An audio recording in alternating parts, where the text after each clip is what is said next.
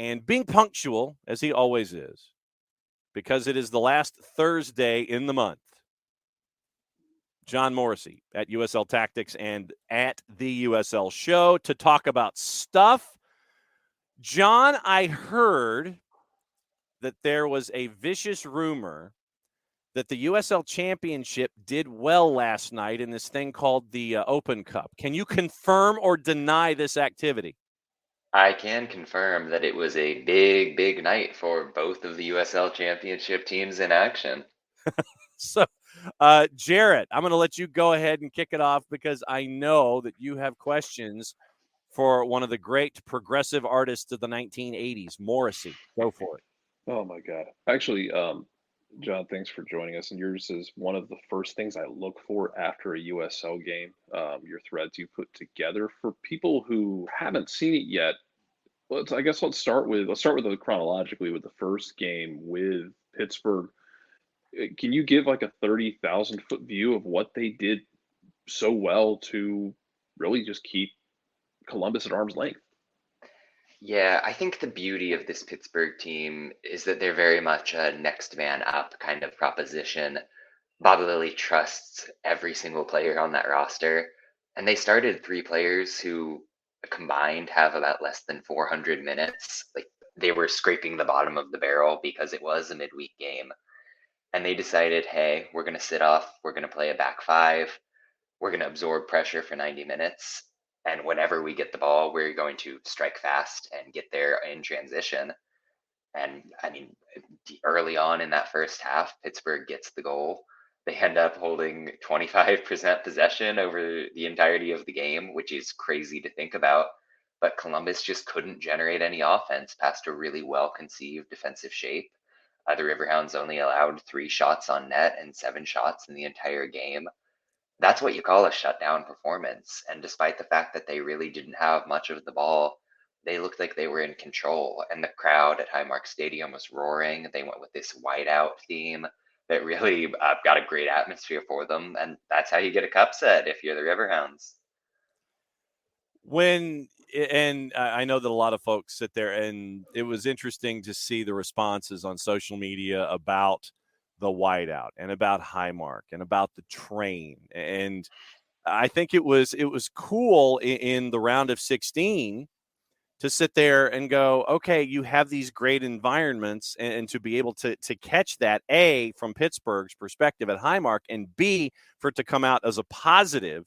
I think if you're a fan of USL Championship A and a fan of the Riverhounds B, you can sit there and go, see, this is what's going on here in USL Championship. You're missing out on stuff like this. It's a great calling card for the league going forward.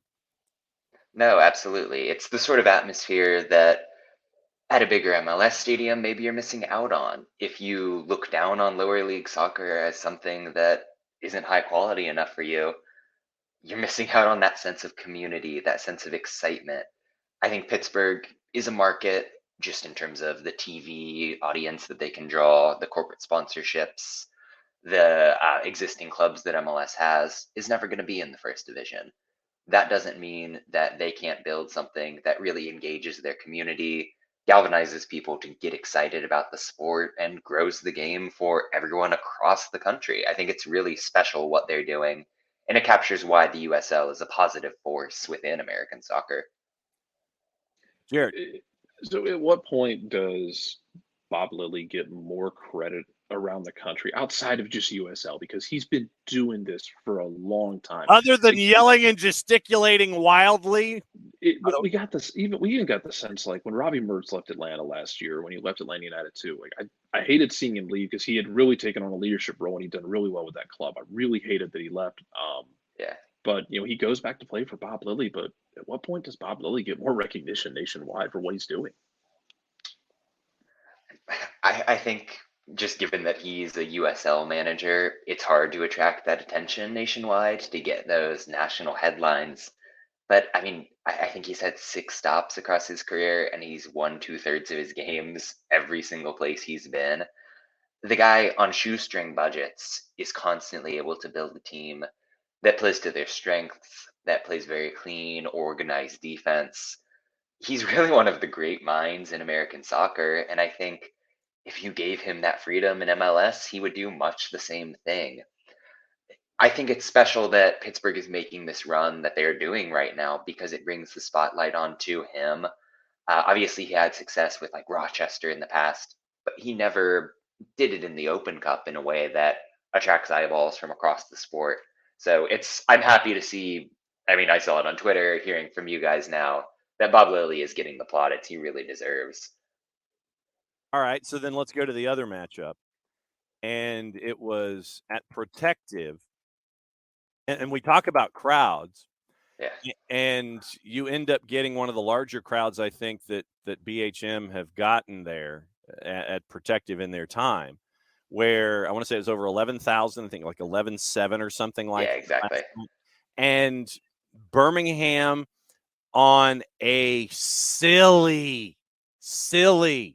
Oh, what's the mug this morning, by the way, John? We always show mugs. What's the mug? It is white and white. Plain. Yeah. So he's going with the plain approach. Plain. All right, so a silly red card accumulation for Charlotte. Birmingham takes advantage of it. Prosper Kasim gets the goal. Birmingham advances. 30,000 feet from your thoughts on Birmingham and Charlotte last night. Yeah, I think for a lot of the game, Charlotte really had Birmingham where they wanted them. Birmingham didn't have a shot on target in the first half. Charlotte was playing this defensive 5-4-1 shape that was packing it in. The Legion had a couple of looks where they got between the lines. They found Kasim, they found Tyler Pasher when they tucked inside from the wings. But you didn't really feel like the Legion were going to go on and win this game. I thought Juan Agudelo was really the difference maker. They used him as sort of this hold up forward who would drop deep, find touches, force Charlotte to step up and lose their shape a little bit. Yep. And that's when Kasim really got rolling, especially in the second half. Pasher found that opportunity to break past the defense, force that red card, and then you completely saw a reversal of the dynamic. The Legion were much better, or much more able to find space behind that Charlotte defense. Kasim, who scored a really banging goal against Chattanooga earlier in the Cup, he has a tendency to score these insane goals from range. And this one was more just well placed in transition, but he's really doing everything that you would want from him in this Open Cup run. I know Kaler isn't here today, but he's someone who always talks about these sorts of Open Cup games, the playoff games that the Legion have hosted, is something that can grow the sport within that community. And I think there's no better testament to it than that 11,000 plus crowd that they drew in.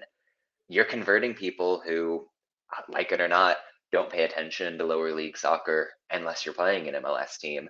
You're bringing them in, you're giving them this great experience, and it's a night to remember for soccer in Birmingham. And shout out to Charlotte's defense for allowing Tyler Pasher to stay on his left foot and then committing the foul when you've invited him to go to his favorite left foot down the left wing. Nice job, y'all. Stepping away from the Open Cup for a second, I guess we'll do this as like a check-in thing because I don't know that much is different, but Sacramento just still seems like class, man. Like, has anything changed in that front?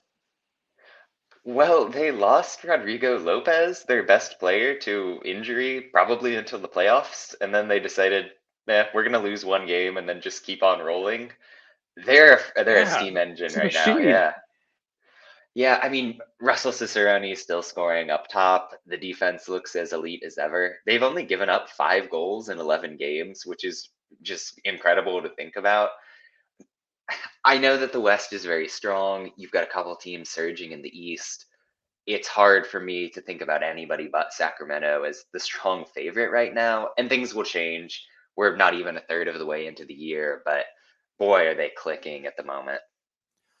All right, and so since you've mentioned what's going on inside the league, do we call it a trade between Tulsa and Memphis? Do we call this a transfer with dollars attached and personnel shifting locations? How would you officially designate the trade between Tulsa and Memphis 901, where you've got firepower going both ways, just changing their jerseys? It was a really interesting trade Philip Goodrum going one way, and you got Goodrum scored instantly too. Yeah, Right. Goodrum got on the field and scored immediately. And the two teams played the match before the trade transfer moving parts happened. So it was the irony of a Memphis win, and then Goodrum gets sent to Tulsa from Memphis 901. Yeah, so it is a trade. I know that they say this thing that it's like a transfer with another transfer going the other way, which is silly. The money involved is just a salary make weight to equalize what they're paying them, so it's not really a transfer fee. But I mean, this is about as big a trade as we've ever seen in the history of the USL. You don't see player for player swaps where it's the guy who finished second in the Golden Boot race and a former all-leaguer. Like, that's a really big deal for these teams. And we were joking on the USL show the other night that Memphis and Tulsa were hashing this thing out over a plate of nachos in the crowd during that match. But in terms of the consequences, I don't really understand. Well, I do understand what Memphis is doing because Philip Goodrum has made it abundantly clear that he has no interest in staying in Memphis. He wanted to be sold over the summer, or rather over the winter. He said days before the season kicked off that he was quote unquote devastated to be back in Memphis for the season. And as a result of that, he hadn't scored in 9 appearances for them. That said, when you trade him and you acquire Rodrigo da Costa, who is very much just a creative attacking midfielder, Memphis doesn't have a senior striker on the roster right now. Knight Pickering, 18 years old, is their only real forward. And I mean, hey, he's played a couple good games this year, but he's 18. The kid barely knows how to drive. I don't know if you trust that to lead the attacking line. Tulsa, the interesting angle there is that DaCosta has been there for 5 seasons. He's nearing 150 appearances. He's kind of the face of soccer in the state of Oklahoma. And to get rid of him is a statement of intent that you're really trying to forge a new culture for, let's face it, a Tulsa organization that's never been more than like a playoff bubble team. Mm-hmm. And Goodrum gets there right off the bat. He scores the goal, but I think it was the intensity that he brought for 90 minutes in the press, the way that he was constantly chasing after loose balls.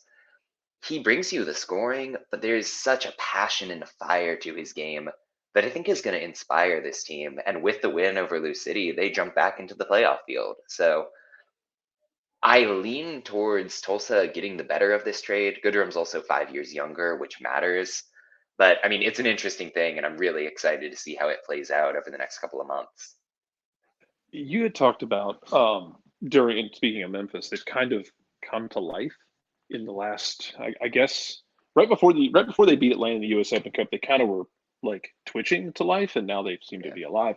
You had mentioned when they were struggling that, you know, when they get Reece Buckmaster back, just the way he impacts the way they want to play and how they can work with him on the defensive side. Is it just Buckmaster, or is it guys just settling in that's got Memphis back on this front foot? Yeah, Buckmaster is a big deal. I know we talked about it last time, and I think that having him back lets you put pretty much everyone in their natural defensive position. They had a couple of players who weren't where you would want them to be in the optimal Memphis lineup. I think the other big thing has been figuring out the midfield. It's been underrated that Memphis hasn't had a single minute played from Leston Paul, who basically was on the pitch constantly last season as their defensive midfielder, who would sweep things up and let Aaron Malloy go to work in the middle creatively. And Malloy went on to be an MVP finalist because of that partnership. So without Paul, they had to move Jeremy Kelly, who was really one of the breakout wingers of the league last year, and use him in that defensive position. So there was a give and take that Kelly and Malloy had to forge, and it naturally took a couple weeks. So you find that dynamic really improving, you fix the defense, and you have to shout out Bill Hamid, who came into net. He's been a real stabilizing presence. I'm not going to lie that he's rocking a little bit of a paunch at this point in his career. No question. But I mean, hey, that's a very common talking point during the Open Cup match in Atlanta. Right. But hey, the guy is really quick off of his line in a way that you wouldn't necessarily expect for his age and that look. I think they're getting good scoring from Luis Fernando on the wing, which you hadn't seen in years past. So it's a different balance. It's a different style than what you got in the Pyramid era last season, Mhm. but they're really figuring it out. And I'm curious to see because a lot of that was Goodrum making those runs to open up the teammates, open up those runs from Luis Fernando, who's their leading scorer now. He was the guy leading the line in the press.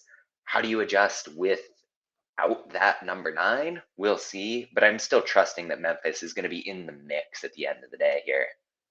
John Morrissey at USL Tactics hanging out with us. It's halftime with the at the USL Show's monthly visit. The last Thursday, 10 o'clock, is always their time to hang out with us to let everybody get caught up on everything going on in the USL. Has Kaler actually come up for air, or is he on radio silence because he is on the honeymoon? Full recovery mode. And the boss might have taken the phone away during the honeymoon. Do we have any kind of an update on Kaler? I mean, I saw the other day that he was having some real issues with the Airbnb that he's renting. There was some sort of storm where he was like trying to go out to dinner with his, I guess now wife, and they couldn't access the road, and the owner wasn't being nice, and he's got bad internet. So, Godspeed to him. I'm sure he's on cloud 9 when he saw that result. He's been tweeting about the Open Cup a lot for someone who's on a honeymoon. No, I mean, no diss there, but. I was going to say, I didn't know what the status of the phone and the social media was with the boss on the honeymoon. That was why I was going to ask you if he's come up for air. It is that time where we play our monthly game of red light, yellow light, green light, and we take it a conference at a time. And the ground rules for those that do not know this particular segment, we do it with Nico Moreno when we have Nico on the network as well. We kind of look at the league like a stoplight. Green light, who just blows right through the intersection, no worries, everything's cool, the car's working, everything's fine. Yellow light can go one of two ways. It can go from a team that was a green light, and they might be heading toward a red light right now. Something's wrong, that's like you turn on the air conditioning and the V6 engine kind of takes a lot of the power away. The gas mileage isn't where it is. Maybe you need to get the oil filter changed or whatever. Or it's a team that was red light and is not necessarily as red as it used to be. So it can be a green light getting worse. It can be a red light getting better as you're heading into the intersection. And then obviously green light, we talked about. Yellow light, we talked about. Red light, wheels will come off the car, the hood's up, engine's dropped, oil's all over the place, and they need to go behind the pit wall and get everything squared away. What direction in the Eastern Conference would you like to start with first? Do you want to go red, yellow, green? Do you want to go green, yellow, red? Eastern Conference only. And you can use a repeat team, but you've got to come up with a different reason if you do from last month. Okay, I think I'm going to go green, yellow, red here. All right, green light, Eastern Conference. Who is it? Yeah, Tampa Bay Rowdies for me here. They were a team that started slowly.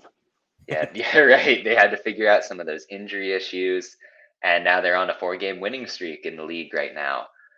They figured out what they want to do in terms of their formation. They've got Ryan Spalding on loan from New England, who's tearing things up and opening a ton of space for Charlie Dennis in that sort of free roaming, attacking midfield spot. The defense is good. The offense is clicking. They're back to the form that you would expect from the Rowdies here. All right, yellow light, which direction are you going into the intersection with your team of choice in the Eastern Conference? Well, I'm going to go with Lou City, and I'm going in a negative direction here. Obviously, they dropped that game against Tulsa last night. Because of weird scheduling, they've only played twice in the last 25 days, which is crazy to think about. But they've got a negative goal difference on the season. They're lacking a lot of that punch in terms of offense. Defensively, they can't deal with a lot of what pretty much everyone in the league is doing right now. And yes, they were missing Josh Winder last night because he's with the US U20s, but in a month's time, they're going to be missing Josh Winder forevermore because he's off to Portugal. So figuring out what's going on with a team that, if you look at the roster, should not be suffering is going to be a problem for Lou City right now.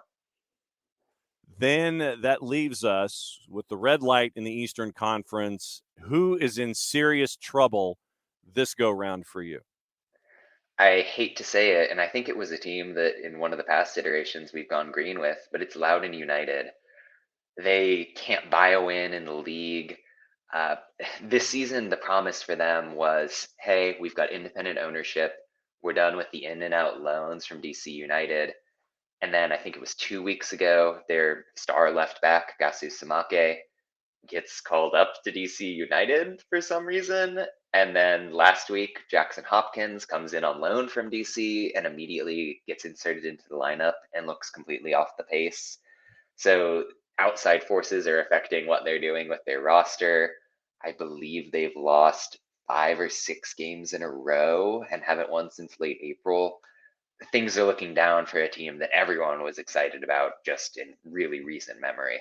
Strange things are afoot at the Circle K. It's segue. So let's go to the Western Conference. And what direction do you want to start with the teams in the West? May as well go green, yellow, red again. All right, green light in the Western Conference. Who is it? Got to be El Paso here. 5 wins in a row for them. I mean, they've had injury issues too, and you would never know it because they are very much a next man up kind of team.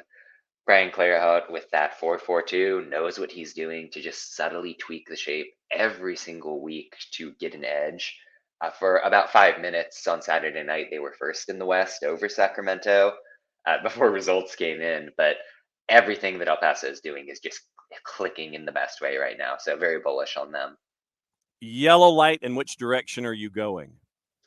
I'm going to go yellow right on Phoenix Rising, and I think they are rising up towards the green direction. All right. In the table, they're 6th right now. They've got a goal difference that's basically dead even. They look okay, but every single game you get these moments where you just think, oh, man, Phoenix has figured it out. They're figuring out how to get Danny Trejo the ball in transition where he's most dangerous. Manuel Arteaga is really showing the quality that makes him a good forward in the USL. They're figuring out how to balance that back three defensively. The results aren't coming, they don't look dominant, but I think that those moments are going to build up to something special by the time we get to the end of the season for Phoenix. And what do you think, sidebar, what do you think about the new digs at the corner of 38th and Washington? So actually, my family lives in Phoenix. I'm based in New York, but that's like a 10-minute drive from my family's home. So I'm hoping to get out to a game. Compared to where they were in Chandler, which, if you know the Phoenix area, is like the farthest suburb possible, I think it's a big glow up. They're getting the crowds to prove that. I think it's roughly 10,000 attendance right now for them. So I think it's a good thing all around for Rising. All right. So then that leaves us with one other light in the stoplight in the intersection. Who is your red light and why? This will be a controversial take. I know I keep invoking Kaler. He loves Las Vegas Lights, yet through 10 games, they're the only winless team in the USL. Mm-hmm. They can't buy a goal. I mean, they've got names. Kubo Torres, former USL MVP Emmanuel Ledesma, but there's no sense of flow in what they're doing. They constantly feel like those strikers are on an island. Defensively, they're liable to just kind of blow up at a moment's notice. They've given up 4 goals to a Pittsburgh team that, while defensively elite, doesn't really score that much. I like Isidro Sanchez as the manager there. I think that he's been given a really tall task to build something competitive out of this team. So, red light on Vegas. All right. Jarrett Smith, what else is on your mind with the USL Championship with John Morrissey at USL Tactics? Yeah, I guess. Well, you got into one of them, which was I was going to ask you about what Tampa Bay has changed to figure this out, because I know we talked about Memphis, but Tampa's another one that's really kind of grown into the season and really picked it up. Let me ask about Detroit City then, because it's a team that really hit the ground running last year. Was a really popular pick for a lot of people to keep an eye on, and this year 2-2-7 to start. Just what's not clicking in Detroit? Yeah, I mean, I hate to beat the same drum over and over with Detroit, but they let Antoine Hopino walk. He led the USL in assists last year. They let Declan Wynn walk. He was the highest assist leader in terms of defenders in the USL. Pato Batelo-Faz, who, if not their leading scorer, was top 2, he's gone as well. So basically, their three best offensive weapons in the final third were out the door, and they replaced them with a set of very unproven players. I'm thinking about like Ben Morris, who made less than 200 minutes worth of appearances with Ipswich Town in England. Richie Ballard, who once upon a time was a very good USL player, but he's kind of been a bench option and often injured in the past couple of seasons. They didn't properly invest in this roster to keep up the level that they were at. And when you lose your stars and replace them with rotation level players, you're naturally going to see some regression. They did get a really fluky 1-0 win against San Antonio over the weekend, where Detroit had one shot on target and then just saw out the game with some really inspired defending and goalkeeping. But I think that they're going to be towards the bottom of the table without a doubt, and definitely outside of the playoffs. So let me go out west. We got word from a large press conference in San Diego that with Mohammed Mansour and the Sikwan tribe, they're going to drop half a bill, and I don't mean 50 cents. I mean 500 and a lot of zeros behind it, to bring in Team 30 into Major League Soccer. They're going to play at Snapdragon, and you figure that there's going to be it's going to be a great buzz when they hit the ground running in 2025. San Diego Loyal have said all the right things on Twitter. They're not going anywhere. They're not doing anything. We're doing our thing for the San Diego community. And then they reposted the 8-minute video on their social media about what they mean and what San Diego means to them. What have you heard, if anything? What does your gut tell you? Can San Diego keep two soccer teams in two separate leagues going on in two separate divisions? Since that announcement has happened, what does your gut tell you about San Diego and San Diego Loyal? I mean, San Diego has a very passionate fan base. The ownership group and the leadership at that club is really fantastic, and it's been a model for teams in the USL Championship. And I think that bodes well for them going forward. At the same time, there's precedent here for what happens when MLS puts teams into USL markets. And the two that pop into my mind would be the Charlotte Independents and Miami FC. The Independents get about 500 people out to an average game now, and Miami FC, in a cavernous stadium, is lucky to get 1,500 people in attendance. You can't keep the attention of a limited soccer audience in a major city when MLS comes to town and sucks up all of that press. And maybe San Diego can be the one to really differentiate themselves, build up that community aspect, pit themselves against the giant that is $500 million of outside money coming into the city. That said, as much as I love what San Diego is doing, I have my doubts that they can thrive and survive going forward, as much as it pains me to say it. Then follow-up question. What markets could best be served? And I guess this is a two-part question. Why shouldn't San Diego Loyal just focus on themselves and not worry about a competition, A, if they want to stay in San Diego? Then B, what market or markets do you think would best be served as USL continues to grow both in League One and in the championship? What market would benefit that currently is not a part of USL? Yeah, I mean, even if San Diego, or the Loyal that is, really turns inside of themselves, focuses on putting the best product, the best fan experience, there are only so many fans that are that supporters group level of intensity that are willing to die on the cross of supporting lower league soccer. Say 4,000 people of their 6,000-ish average attendance are casual soccer fans who just want to see a good product on the field. They're going to be at Snapdragon when that team rolls out. And that's just a fact of how this country works in terms of the organization of the sport. And that's not to say that San Diego Loyal don't do a great job, but it is what it is in that regard. But you're right to point out that the USL has some great outlets to keep on growing. I mean, the announced expansion teams in Milwaukee, New Orleans, Jacksonville, those are really good sized markets that have shown a propensity for supporting professional sports in other leagues, in other forms. And I think they're all doing the right things and showing the right signs in what they're doing publicly. I'm thinking about, say, like Baltimore, for instance, is a market that has been traditionally underserved. There's been rumors of a Fort Worth sort of thing. I think the Dallas metro area is fruitful always.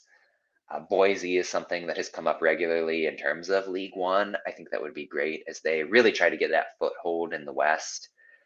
Their Oklahoma City, even coming back to play, would be lovely. I know that ownership group is a little bit fuzzy in terms of what they're doing, Mm-hmm. but there's no shortage of cities that the USL can enter, really galvanize, and come back stronger, even when MLS continues to pluck away some of their stronger teams.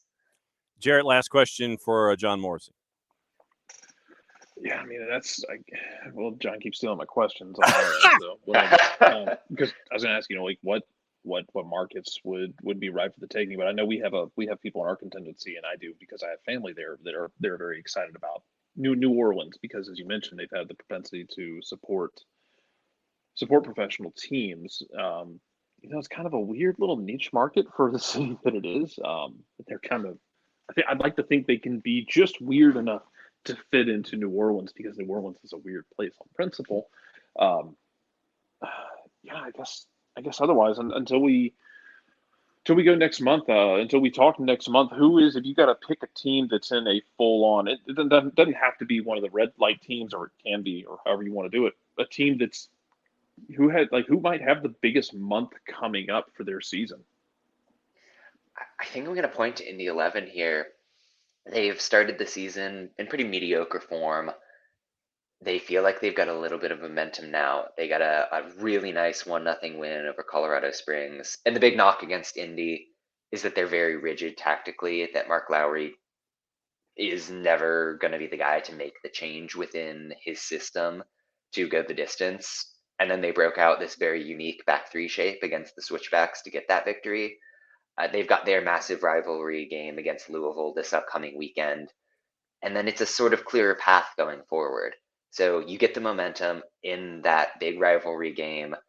You go on and get some points going forward. Suddenly you're sitting in a much more comfortable position, dare I say, challenging for one of those home playoff spots. So Indy 11 would be the team I'm keeping an eye on going forward here. All right, what's the latest with the USL show and everything that you and Kaler and the rest of your starting 11 are doing on a weekly basis? Yeah, just the usual Tuesday live shows. I'm putting out my little tactical 2-minute video every week as well through that. Ryan does a little fun statistical analysis. I think his most recent one was tying the results of the Pittsburgh Riverhounds to the release dates of Fast and Furious movies. So that's always a joy. We've got another one of those coming out, I think today, depending on when Kaler gets his internet. So just be on the lookout for all of that content. I'm writing it backheeled for anyone who wants to check that out. But yeah, I think that's the story. All right. As always, great to have you guys on with us for the last Thursday of every month. He is at USL Tactics. It is at the USL Show on the Twitters. John, be safe, be well. We will catch up with you next month for another fantastic month of work in the USL. Great that you're on with us every single time.